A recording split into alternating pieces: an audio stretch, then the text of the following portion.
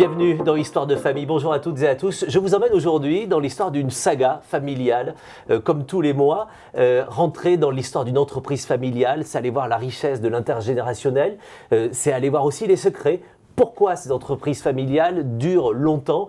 En fait, c'est la question du temps long qui nous intéresse dans ces belles sagas et dans ces belles histoires. Je vous amène aujourd'hui à la rencontre de Tagerim. Tagerim, depuis 1985, ce sont plus de 10 000 logements construits, entre 600 et 900 lots par an, entre Lille, Toulouse, Bordeaux et l'Île-de-France.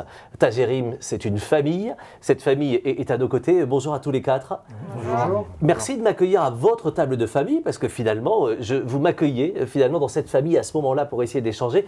J'ai envie de comprendre pourquoi, dans une saga familiale, finalement, l'aventure est différente, encore plus riche, encore plus passionnante.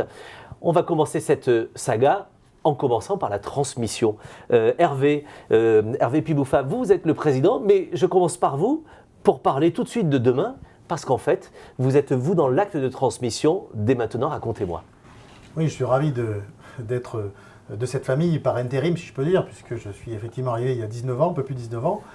Et aujourd'hui, ce n'est un secret pour personne depuis maintenant un certain temps. Marie-Astrid va prendre ma place, va être présidente de Tagerim Promotion très prochainement, elle sera nommée. C'est quoi? C'est une patate chaude? C'est un cadeau empoisonné? C'est quoi une transmission à la nouvelle génération? Pas du tout, c'est une transmission. Il n'est pas question de remettre en question tout le passé, ni de prendre un tournant pour l'entreprise, mais surtout que Marie-Astrid, nous collaborons depuis déjà plus d'1 an ensemble. Elle a été tout de suite associée à toutes les décisions, tous les arbitrages. Merci Hervé, en effet, la transmission se fait. Alors, avec une jeune femme, la nouvelle génération qui finalement repousse cette ligne d'horizon. Marie-Astrid, c'est vous qui allez récupérer cette présidence.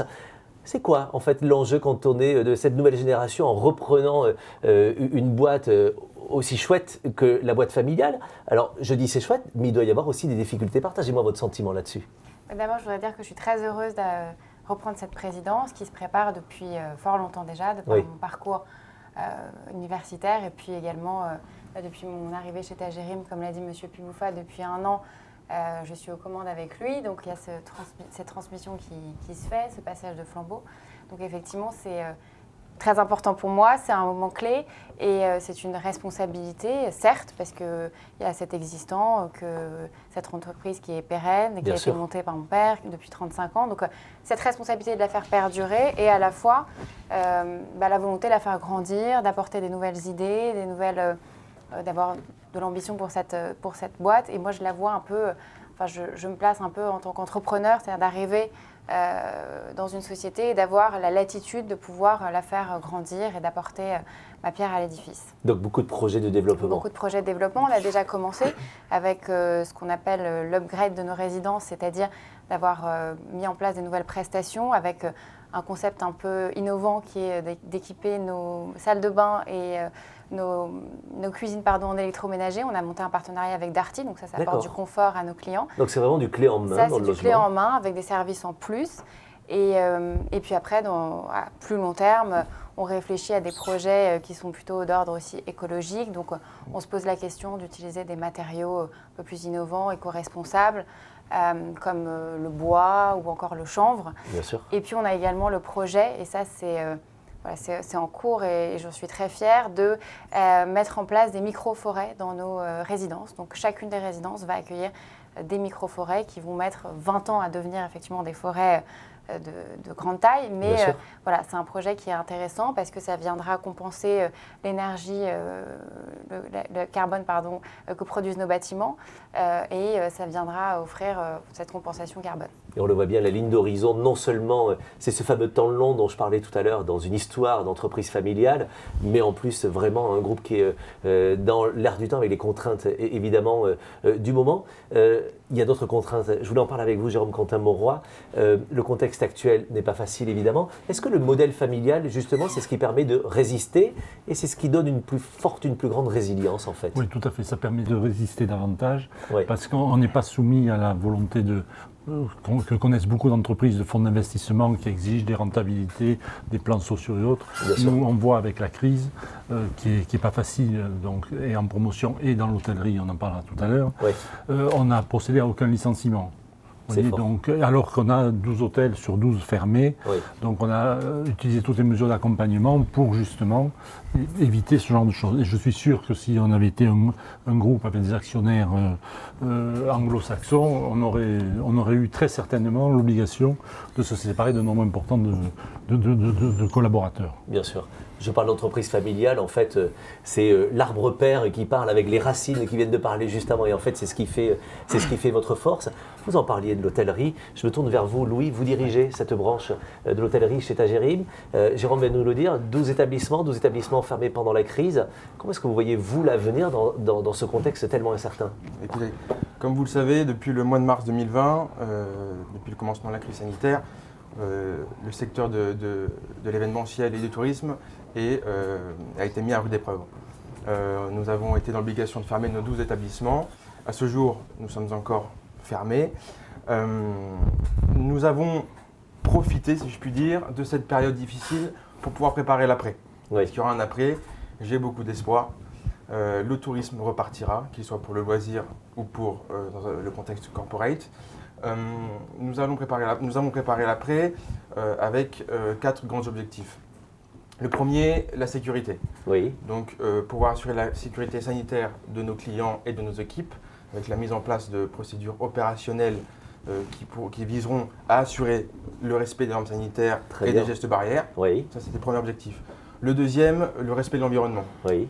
Donc, nous sommes soucieux de ce sujet et sensibles au respect de l'environnement. Donc, nous allons travailler avec un label qui s'appelle Clean and Safe, oui. Voilà, donc, dans l'objectif de labelliser l'ensemble des établissements du groupe. Donc, on a commencé.